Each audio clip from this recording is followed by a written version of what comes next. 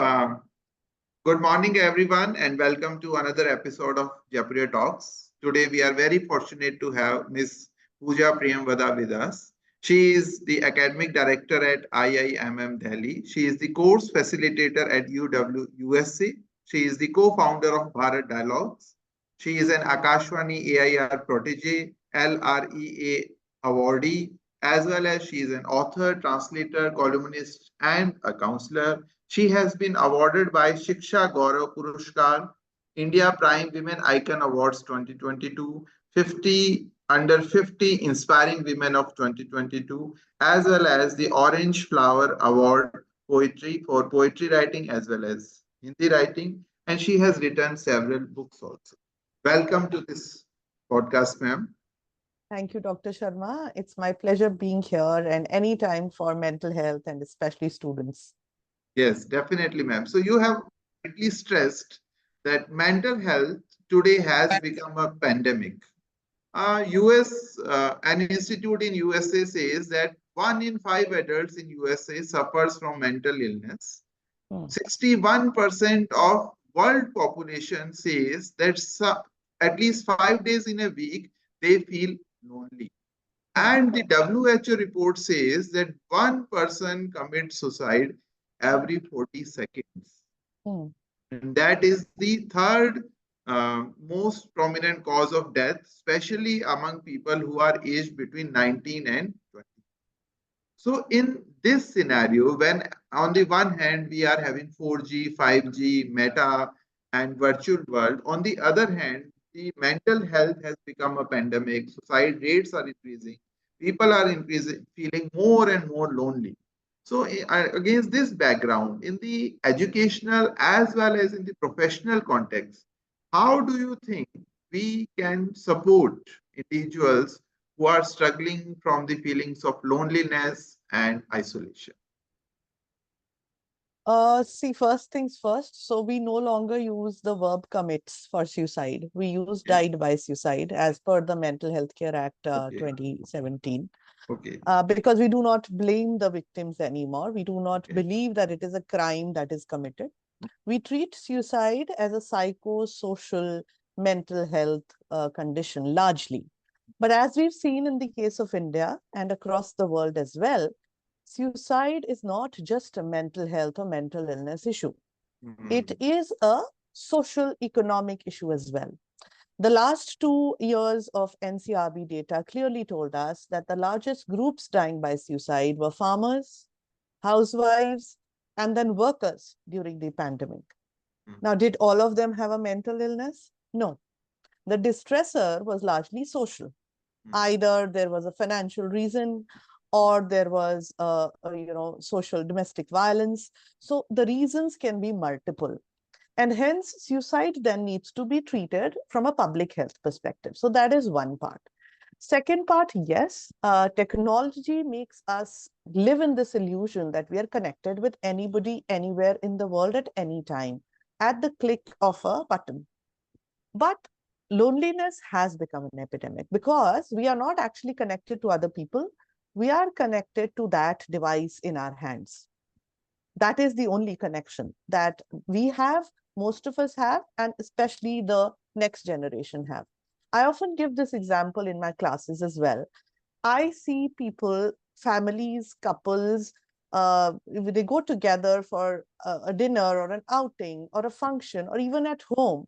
Everybody is just looking into their screens. Yes. Nobody is talking directly to each other. Yes. Nobody is studying the other person's body language, whether Yes. they are tense or they're happy or they're okay. Yes. And that part of human communication has gone down, and hence the loneliness. A lot of countries, I think in Scandinavia and also Japan, they also now have ministries and departments of loneliness, where people who are lonely or who are living alone and they feel that they are under distress because of it can go for help. So it is being acknowledged now that because we are wired to be social, because we are wired for this communication, which is not just linguistic, but a lot of non-linguistic communication. Hence, we need more and more human communication. Now, we can say that even across the screen, you and I are communicating, but our body language is limited. You probably would not know how hot or cold my room is, or how Yes. comfortable or uncomfortable I am sitting right Yes. now. Yes. So hence, one-to-one, face-to-face interactions become very important. And I insist that especially in academia now, other than the pandemic, more and more offline classes should be encouraged. One, because that will help us identify students in distress. That will help students connect and, come back if they feel some kind of distress. More communication will happen, more peer interaction will happen, which is healthier than, thinking and seeking the convenience of work from home or an online class. So I'm a huge advocate of offline education and interaction between peers and between teachers and students.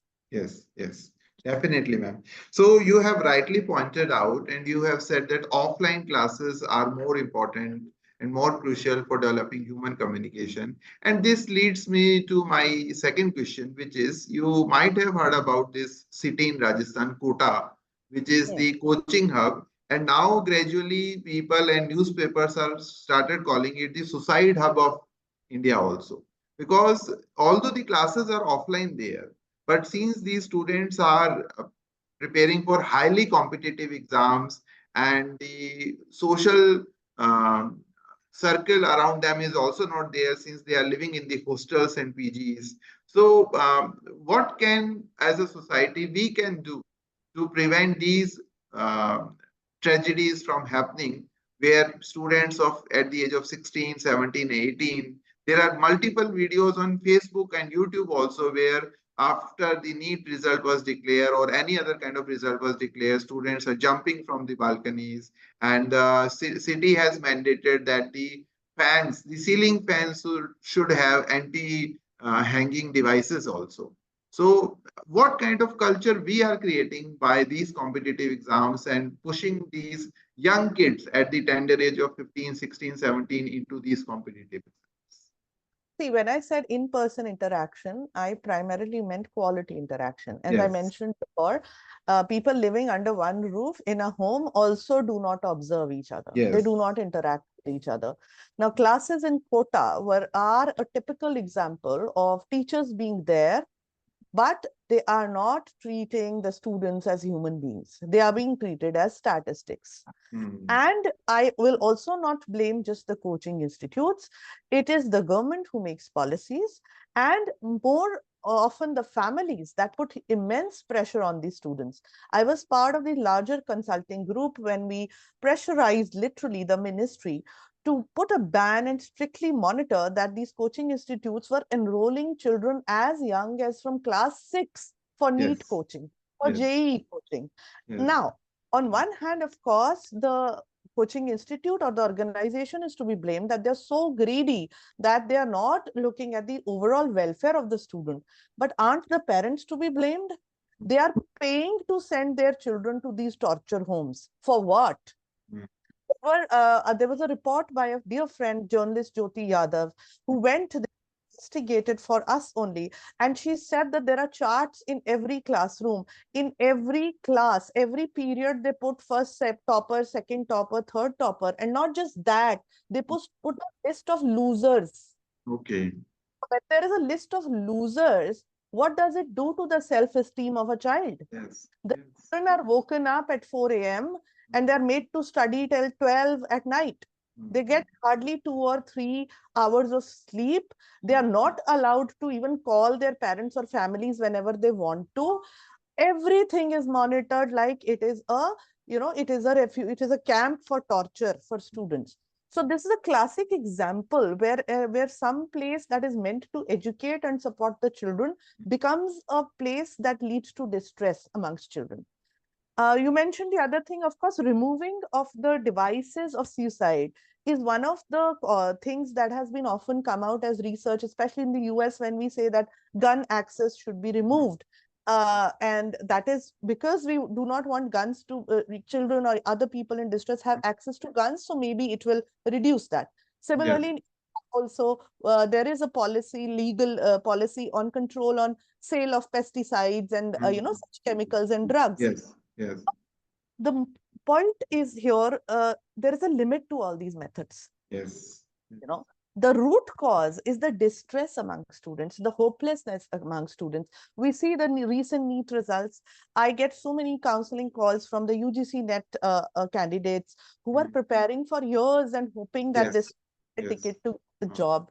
So the entire environment, right from policy making, the agencies who are conducting exams, to teachers, whether you are in the tuition coaching business or you are in universities, colleges, schools, or more primarily families and homes, the pressure on the student is to be a statistic, to mm, get that percentage on the board. We do not care what is happening to the mental health of our children. If at all that is not the priority, then we'll keep having more and more young children being pushed into depression, being pushed into dependence on drugs, being mm, pushed into crimes, being mm. pushed into, this entire endless tunnel of darkness, so to say. So hence it has to be very comprehensive, the approach, and to entirely put the blame on coaching institution is not Mm. right. I think the first responsibility has to begin in homes and families. Yes, yes. So you have again very rightly said that all the measures which we are taking is for prevention. We are doing it after something has happened. We are not doing it before something has happened. And teachers and parents, these are the two groups. So, to what extent do you feel, ma'am, that, like, for example, today, PowerPoint or MS Excel is something which is not a specialized skill. Everybody should have that. Similarly, in today's day and age, to what extent do you think that psychological counseling or awareness about mental health and well-being should be there in the teacher training programs, as well as in formal and informal ways? It should be taught and discussed with the parents also. If yes, what are some of the ways in which we can do it? So see, the first thing is that in the formal system, all of us activists have been always asking the government that it should be part of the curriculum, beginning in school. Now, Mm, for that, if you have to make something the part of the curriculum, as you rightly said, then the teachers have to be trained to mm, impart that curriculum. mm, And it need not be core mental health. It can begin with something as small as self-care, okay. as doing exercises for your mental health as well as we do for our physical health. We do teach children about nutrition in school, Mm, about hygiene, about staying physically healthy, mm, physical exercise. Then why not mental hygiene? Why yes. not mental health? Why not issues that affect them, like cybersecurity, like competitive exams, like social discrimination, which can be because of gender, because of class, because of a lot of other factors. So these are some of the things that can be taught right from the school level. That is one. Second is that I believe now that a lot of parents, large majority, is educated if they have basic education. Mm, Even those who do not have access to internet. So mm, it is very important that parents are educated first to treat children as individuals, as human beings who have personalities, as people who will not fit into a box that you have imagined in your head, that this child will follow this career, will get these many marks, mm, will have these preferences in yes. whatever way. So Mm, this again is a cultural factor. In India, we treat children as property, we treat mm, children as we own them, which mm, has to go down. We have to mm, understand that they're individuals and they're not here to fulfill our thwarted dreams or whatever we wanted to do. They are individuals, they have their own life cycle. Our role as a parent is only to support in whichever way they are good. I often in I teach now. I'm in media education now. Students after 12th who've done science come and say, "Ma'am, I want to do media." This is a real example I'm giving you. mm, And the parents were hell bent on forcing him to mm, be a doctor. Now this child was bright. He was getting all the good marks. So I mm, was very sure that if he was pushed a little, he would have cleared the exam and he would have gotten into a medical college. But I told the parents that, do you want a miserable doctor? Do you yes. want a doctor who lives with depression? Do you want a doctor who thinks of suicide? Do you want a doctor who will then self-medicate and be dependent on drugs? Instead, if his heart is where, what he wants to do, let him be. And today, that student is a thriving photographer. He's out of Okay. India. He's doing very well. That is, one example. But even if the child is not making as much money as you wanted them to make, that should not be the only criteria of judging our children or our next generation. Of course, all of us will not do sciences. One cultural bias we have in India, that only Yes. students who study sciences are bright. Yes. Give one recent example. Could we all have survived without films, without music, without ration supply, without Yes. water supply, without Yes. electricity supply in the pandemic? Yes, the vaccines were important. Yes, the doctors did a very good job, but we needed all of the other things Yes. as well. So if we do not allow children to take up other professions, we only say everybody will become doctor and engineer at whatever cost, then we cannot have a thriving human culture. And hence, this bias against humanities, this bias against certain professions is what parents need to unlearn. All children cannot become doctor, all children cannot become engineer, and that is all right. And everybody will not be equally rich. That has Yes. been also a truth. So why put that extra pressure on children and then force them to be in this miserable condition where they think that dying would be better than living? Right, so it is a vicious cycle in which we trap the children. So it needs a lot of unlearning, it needs a lot of awareness. And I often say the need is also this, that these kind of things that we are doing right now, I'm sure when you put it on your channel, a lot of parents would watch, a lot of students and alumni would watch. But it should happen in regional languages. It should happen in common language of the people, so that these information, this knowledge can go to a primary school, can go Yes. to a public health center, where they understand that, okay, if a child has anxiety, then they need to be taken to a counselor. If a child has a learning disability, it is fine how to handle that. If a child wants to pursue a performing art, that is all right. He need not become a doctor. So these things also need awareness. And of course, education system has to change right from the beginning. Mental health needs to be incorporated there in the curriculum, like we've included other things, like we've included now, we teach students about financial education and other things. So why not mental health as well? Yes, definitely. So students and the education system needs to revamp. Yeah. Uh, there is one more area where it is, I think, less talked about. Yeah. That about students, yes, about little children, we think of a lot, we make policies also, but there is a silent pandemic also, which is among the working professionals. Hmm. You use the word anxiety, stress. These are the things for which generally people would not even consider calling a counselor, and not even if they are getting treatment from a counselor, discussing with a counselor, they will never reveal it to their HR also, and they will never ask for a sick leave also for mental health. Whereas for a common cold, they will go to a doctor, they will take a prescription, and they will call the HR and they will say that today I am on a sick leave, but they would never try to share this information. And silently, this thing is eating out the young generation also, and the young adults, especially people who are starting their jobs, the first 5, 6, 10 years, they are under a tremendous pressure and stress also. And on above this, there are some very renowned people who say that there should be 12 hours work week, or 14 hours or 16 hours. You should work on weekends also. And this work from anywhere culture has also developed. Even during vacations, people have termed that as staycations. So Hmm. there also they are not leaving the work. So what kind of challenges do you see in the corporate culture from the mental health perspective? So I have been a corporate trainer, and luckily during pandemic, Google made it mandatory that all the companies working with them had to employ a mental health professional and provide some kind of support for their workers, because they realized everybody is under distress. That led to a series of companies, coming to all of us and do, these workshops for their professionals. And a lot of them came to us one-on-one also for counseling. So Hmm. yes, amongst professionals, awareness is growing. Still, there is taboo. I had done Hmm. this story for Financial Express a while ago, where 30% of India's doctors live with depression. These are already into profession doctors. And sadly, AIMS Delhi here, which has probably the best psychiatry department in the country, one of the best, their own doctors do not seek help for the same reason as you stated, because they feel that if my organization knows I'm going through depression, it will be a hurdle for my promotion.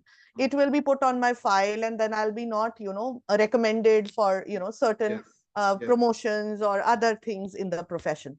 Now, this is the kind of bias that everybody feels that there is towards mental health, and the taboo that people have towards mental health in our society. In families also, we discuss a lot of health issues very, very openly. In fact, in India, we are a little too intrusive. We ask people very personal questions. When are you going to have a child? What was this surgery about? Can I see your scar? I have seen those kind of questions. But nobody will talk about two things. One is menstrual health, and the other is mental health. They're related when it comes to young children. And as activists, again, we've been fighting for both menstrual leave as well as mental health leave in the workspaces, because these are valid health concerns. Some organizations, very few, a handful, are now giving mental health leaves. But others, what happens if you tell your boss that I'm not doing mentally well? Can I take some time off? You are labeled as, the mad person. You are labeled as the psycho. You're labeled as all of those negative terms, which should not be used for anybody who is struggling with a mental health issue. And then, of course, you will not be, you'll probably, they will be biased against you in a lot of other things professionally, and hence you hide it. So one is that this bias has to be overcome from the survivors, that they'll have to be strong enough and assertive enough to say that, okay, this is also my health need and it needs to be accommodated. The second thing is, of course, coming from the companies. And as you said, a lot of people who have a lot of social influence need to understand that a lot of people, for instance, I live in Delhi. People from Delhi to Gurgaon have a 4 hours commute every day. Right? So they do not have the privilege to work on the weekends, work for 12 hours. So if you're working for 12 hours or 14 hours, it would mean that for 18 hours you're out, and then you're only left for 6 hours. 6 hours. Whether you sleep or you meet the family or you do your other chores. So what kind of health would this person then have? So everybody is not privileged to have help at home, to have easy commutes, to have drivers driving them around. So this comes from a very elitist perspective about work, that people should continuously work. If you see, most of the Scandinavian countries now have further reduced their work hours. They've now made it 4 hours, 4 days a week. And they are managing well because they're using technology to compensate. In fact, this is my personal experience. In Europe, I do not see a lot of people using smartphones. They use very basic phones for the simple reasons, because when you have apps, a lot of apps, so the notifications will keep you constantly logged in. If you have a simple phone, then you can only be reached by call or SMS, and only if there is an emergency. So these are basic changes that need to happen in work culture.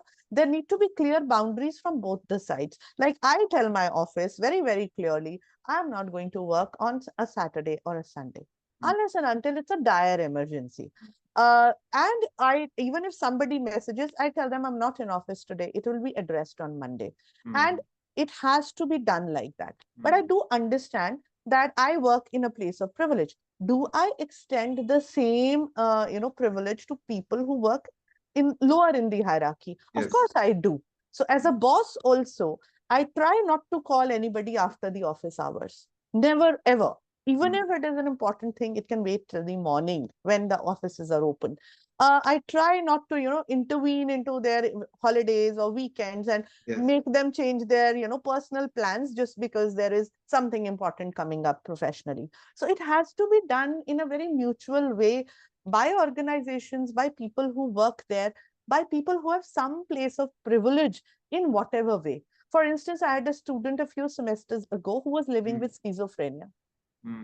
He was doing well with medicines and therapy, but she used to feel claustrophobic in an examination hall full of students. So her request was, ma'am, can I sit alone in a room? And I granted her that because we have CCTVs in all rooms. So I said, yeah, why not? So she sat alone in a room, and one person was observing her on the CCTVs, and she easily took her exam. Now, what did it take me as a facilitator? Nothing, not much effort. I just had to give her one separate room. But imagine the trauma that child would have taking 6 exams in a classroom where she was not feeling mentally well. So it is these small things that can be often facilitated and make a huge difference. Today, that student is working. She's a working professional. Now, had she not cleared those exams, she would have never gone into a career. So these are little things that we can do. And also, why the stigma, in my institution, at least students know they can come and talk to me. They can come and talk to me if they have any mental health issue, they have a social issue, they have a family issue, they come talk to me, they talk to their counselor. And that kind of open environment needs to be in workplaces as well. And I think just like we say that all the workplaces should have the anti-sexual harassment committees and the Vishaka guidelines and this and that, there needs to be now mental health guidelines for workplaces as well that need to be strictly followed. And there need to be a committee that also looks into complaints where employees feel mentally harassed and not just sexually harassed. Yes, absolutely. We have Bosch and Vishaka. Yeah. Similarly, we can have committees and systems for mental harassment and open uh, culture and platforms where people can talk about their mental health issues also. Absolutely. So you have said that this video might be being seen by somebody who needs it. So from that perspective, if now I would ask you to give some clear-cut advice. For example, there is a teacher and the teacher does not have any psychological training, counseling training, etc. And he or she feels that there is one or two or some students in his class or her class who are going into sort of depression because of the performance anxiety or because of the teenage related issues. So what advice would you like to give to them? What can they do in such a situation? First would be, earn their trust. If they trust you, give them a safe space to express whatever their concerns are, give them the privacy. A lot of times young people do not tell you things because they feel that you will not keep it amongst themselves and it will become gossip in the staff room. So that should be one thing. Of course, there can be some issues that I believe that teachers, especially in higher education, will be capable of handling and advising uh, as a senior. But there could be issues that you feel that need a mental health practitioner to intervene. So you should be ready with the resources. You should know which helpline you can connect them to. Or if there is a counselor or therapist in the university or in the college or in your friend circle that, okay, this is the person you can talk to about this. If the child is having some distress from their family side, maybe the teacher can initiate a discussion with the parents also and talk to them that, this is what affecting the child. Let's see how we can work together on this. And sometimes, especially with girl students, the issues are very different. Sometimes the issues are, somebody is socially harassing them. Sometimes it's cyber harassment. So those kind of issues also, the teacher needs to know what needs to be done next, guide them that, okay, this is the help that can be provided, and be their safe space. Because you have more, a social and other experience of life, because you probably have a circle which can come in support. So you can always be a bridge that connects that child to appropriate help. And even sometimes themselves also teachers feel distressed because it is a very stressful job. In media, I see a lot of media people are under a lot of stress. So they should know for themselves also when to seek help, and there is no harm in seeking help. Change their vocabulary. As I just mentioned, one, died by suicide, that is one usage, but a lot of other things. Try avoiding mental health taboo words in classrooms. Even in general, parlance, we say things that are not very mental health affirmative or friendly or disability friendly. So try avoiding those words. Try being very, very non-judgmental about people's backgrounds, their careers, their gender, their sexual orientation. These are also very, very important, because if they see that bias in you, then they will never approach you, no matter how distressed they are. So you have to be, even if in a lecture you expose that bias, and suppose there is a queer child in my class, and in a lecture I'm saying, I don't say that, but I'm assuming if some teacher says that, okay, this queer culture is all Western and this is this, that, Now, even if the child was having a little inclination to come and talk to me, the child will never come because Yes, they'll feel I'm biased.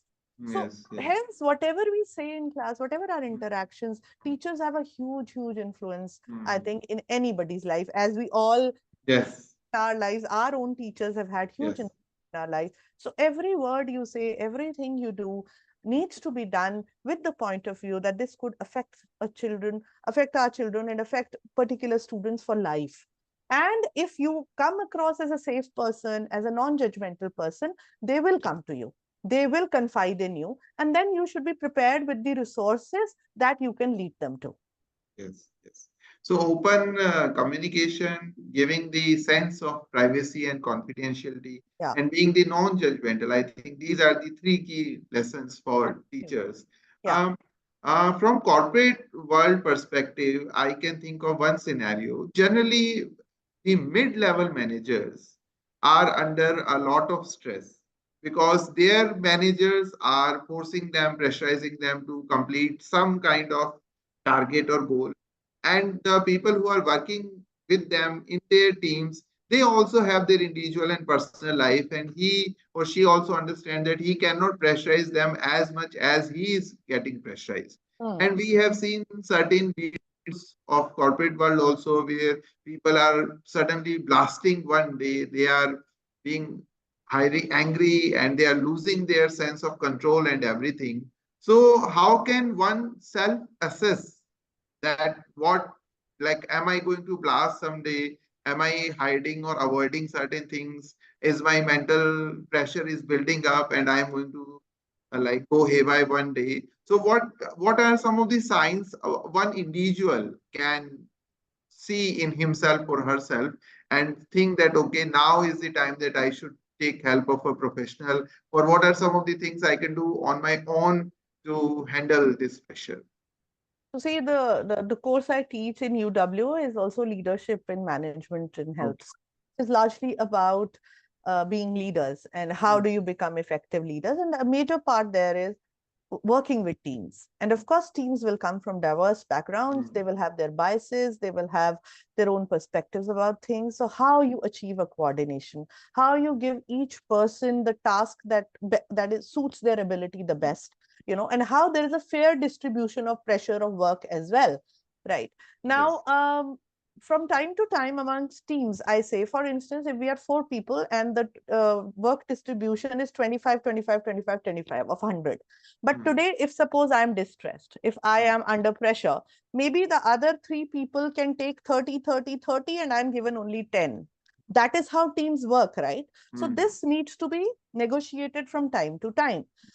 So teams need to work very closely, need to understand each other's specific issues that need to be addressed. Also, burnout. The technical term we Yes. use here is professional burnout, which is very, very common amongst professionals. And some of the early signs are that it will start affecting your sleep. So sleep will get affected. That is one. Your appetite will get affected. You might start a new addiction. You'll start smoking more or drinking more, or even watching, the Netflix all night Yes. or going through reels. Or that is also an addiction. Mm. And also, at times, you will behave very different than how you are. Like Mm. if you were a very jolly person, you will suddenly become very quiet and reserved. And somebody who was very quiet and reserved will start making, jokes and just to cover Yes. up that emotion. Yes. Drastic change in basic personality, that is also indicative of, the person is trying a coping mechanism to handle the distress. Also, their close people who are friends or who work with them every day will notice that the productivity will go down, their attention will go down, they'll be lost, they will Mm. lose track in the middle of a conversation. Mm. Often in phone conversations also, they'll just forget what you just told Yes. them. Mm. They will make very small errors which are not even expected from them. So these are some things, signs that probably the person is in distress, Mm. and at that time they should seek help. If a manager or a senior sees this, then they should ask them what is bothering them, or probably connect them to somebody who can Mm. give them help. And as I said, in teams or in families also, this is what we do, right? If a person is injured, then probably for a few days, all of us Yes. will take their tasks up. Yes. Yes. So similarly, this needs to be treated like a fracture. I often say, like, an anxiety attack, or suppose in Corona, a lot of people lost family members Hmm. and they were Yes. grieving.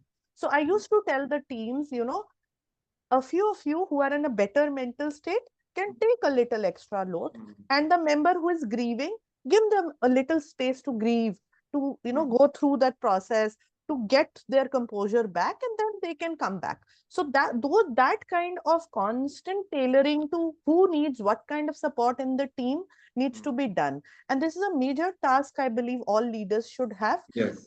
I often put emphasis on the role of empathy. So we feel that empathy is we only needed in personal relationships. No, empathy is hugely needed in professional relationships also. For instance, if we as bosses, we have a car and our commute is very easy, as I Yes. was mentioning earlier.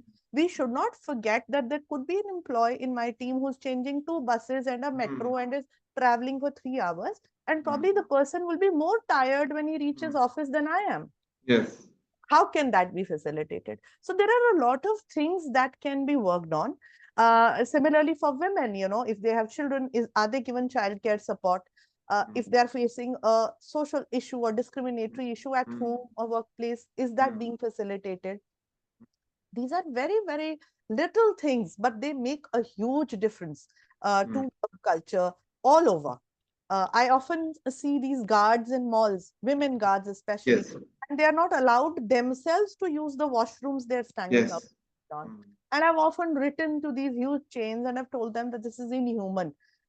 So these are little things that can be facilitated for the last person in the line. Yes. In bigger organizations, we might think of professors and students and maybe admin staff, but are we caring about our janitors, our peons, our kitchen staff, our guards, people who are doing a lot of physical labor in Yes. this heat, in the rains, and they're Yes. out there, and we do Hmm. not bother. Mental health to sabka hai, unka bhi hai. So it is Hmm. getting affected if they are not Yes. being heard. So I Yes. often, at my workplace, I often, when there is a tea break, I'll some days sit with my clerical staff. I'll someday take my tea and talk to my kitchen staff to Hmm. know what is happening in their Yes. personal life, to know if there is a stressor. Hmm. And that's why, if actually there is a stressor, they feel open that they can Hmm. come and go Hmm. to ma'am's cabin and tell. So Hmm. that kind of culture needs to be there. I should be Yes. approachable to my entire team. They should not feel scared of telling me something. This is very important. And if we develop this culture and everybody starts supporting each other, I think then workplaces will become more conducive for everybody. Yes, definitely, definitely. So we have talked about teachers, we have talked about business leaders and managers. Now, if somebody is an individual who who has heard about these terms like job burnout and mental stress and anxiety, what are the 4 or 5 things you would like to advise an individual to do so that they do not reach to this stage, so Yeah. that it can be prevented even before it happens? One, it is all a package. So take care of your physical health. That is very important. I tell people, have your regular medical checkups. If Mm, at least you have the privilege of your insurance and everything, so take mm, regular medical checkups. Know what is happening in your body. If there is a condition, address that first. mm, Second, keep your personal and professional life strictly away. So this mm, work from everywhere is not needed. You can keep your work hours and you can keep your family and leisure hours separate. Other than your work and your family responsibilities, there should be one bracket of something that you do that gives you pure joy. It can be walking in nature, it can be social work, it can be watching a film, it can be playing with your pet, it can be, just doing some art, it could be anything. But that some time is needed only for yourself, not with the partner, not with the children, not with colleagues, not with friends, but only for yourself. So that self nurturing is very, very important. That helps prevent the burnout in the longer run. Also, I believe that seeking help is a skill. In India, especially in case of men, unfortunately, yes. we do not allow, we make this also taboo, that how can you ask for help? How can you say I'm feeling mentally pressurized? So seeking help. In homes, I see working women, they do not delegate any tasks. They do not ask for certain tasks to be done by the partner or the children or even seek professional help for it. So you cannot, that image that is thrown at us from ads of a superwoman with 10 arms, none of us have those 10 arms. Yes. None of us can do that. So forget Yes. about that and live like a normal person. And it's okay for on certain days to not be able to complete certain tasks. It's all right. So be compassionate. Self-compassion is needed a lot. And seeking help in wherever. Sometimes at work, I'm a single parent. And my workplace knows that. And sometimes I do need to devote extra time for some tasks that my child needs help for. And all my colleagues help me there. So that kind of facilitation, because they know that I openly talk to them about the challenges. Now, if I don't tell them I need help, probably they will not imagine, they will not know, because they are not a single parent. They do not know what my challenges are. So I have to tell them also. So you have to be open about speaking about your challenges and seeking help. Though I know this is a very brave and vulnerable Yes. thing to do, Yes. because often you will not get help, you will find insensitive people, but Yes. some, because we are suffering, so we have to do something about it. Yes. Yes. So these are some things that are very, very important. And again, cluing into who you are, what you're doing, what is your Yes. inherent nature, that is very, very important. So do not follow trends. Do not do a vacation just because. Now I see a lot of particular locations, I'll not name them. I'm from Himachal, so it pains me a lot कि सब वहां जा रहे हैं तो हमें भी जाना है. Like it is a tick in a box. So Yes. do Yes. follow these stupid trends that this needs to be done, this Yes. needs, because it is a social trend. If it doesn't appeal to you as a person or who you are as a personality, then don't do it. Don't do it for sheer social pressure. So these are some of the things that some can be inculcated in daily life. And of course, take care of your diet, look after yourself. And one thing that I think we Indians do not learn and we are not taught in families is love yourself. We Yes. feel that if we love ourselves, we are selfish. No, that's not true. Only when I love myself, when I look after myself, I'll be able to be a better parent, a better boss, a better partner. So it's very important that you love yourself, you love your body, you love your mind, and you nurture them. And only then you'll become more useful for people around you. Yes, definitely. So the key message is that one, every person should have a thing of pure joy. Yeah. We are somehow losing the hobbies and the passion projects. Yes. Yes. And the second is that we have to love ourselves before we start giving love to somebody else. Absolutely, absolutely. Like I'll give you one small example from my Yes. life. I love home repairs. So the Hmm. basic repairs, I will wait to call a repair person. I'll first Yeah. try doing it myself. And when Okay. I do it and the thing starts working, oh, it's such huge satisfaction and joy that Yeah. okay, I did this. So these are Okay. little things that are not concerned with my work or Hmm. my other roles, but it Hmm. is something I do for myself. It gives me joy, a little gardening, a little reading, even walking, even sleeping. I say, Yeah. please, if you feel you're getting less sleep, especially women, sleep well. It is Yeah. very, very important for your mental health. Yes, definitely. So, finally, ma'am, would you like to recommend one or two books which people can read and know more about all the things we have talked? Well, I would not recommend a particular book, but I would recommend a notebook. I Okay, tell everybody to have a journal, to okay. have a gratitude journal, whether you have it in your phone notes, but better Yes. if you have a physical notebook. Hmm, And you write every day three things that you're grateful about. hmm, It can be something as small as a nice cup of hmm. coffee, tea, or it can be an award you got, or it can be a compliment you got from somebody. So three things that you're grateful for. Some days, like yesterday in Delhi, we were grateful for the rain. So you can be grateful for anything. And as we have, a lot of research has proven that gratitude is a very good practice for human brain, and it wires your brain very differently. You start looking at the world differently. You start counting your blessings more, and you become more compassionate to people who do not have that blessing. So Yes. I would say start a gratitude journal. That's very, very important. Hmm, And then, I would say any kind of book, because one kind of book will not appeal to everybody. hmm, But, like for instance, some people find peace in reading poetry. Some people hmm, find peace in reading nonfiction. So hmm. Again, they say it is a very good exercise, whether it is for dementia or it is for keeping your thoughts in place, focusing. Reading is always a good exercise. So reading should be kept as a part of your schedule, whatever you love to read, even if you love to read about the stock exchange, but read something. Yes. Reading is very, very important. We've started only, we've become the audio visual century of the human civilization. We only watch and hear, we don't read. So Yes. reading has become very redundant, and it should be brought back into families. Everybody should read a bit, even if you read 2 pages. It is a good exercise for your brain. And if you're reading something that interests you, obviously you will want to read what comes ahead. So that is very, very important. And more importantly, yes, love yourself. Do Yes. not be harsh. If you skipped your reading today, or if you could not complete a task, be compassionate. It's okay. You're human. We all fail. Yes, yes. So thank you very much, ma'am, and thank you very much for sharing such valuable insights. I know and I hope and I pray that this video brings a positive change in many people's lives, and in years to come, in months to come, people will watch this conversation and they will learn a lot about themselves and their surroundings from this video. Thank you Thank very much. Thank you so much. It was my pleasure. And I am also open on any social media for people to put their queries, especially mental health queries. Yes, And thanks to you for starting this unique initiative, and all the best with the project. yes. Thank you very much, ma'am. Thank you.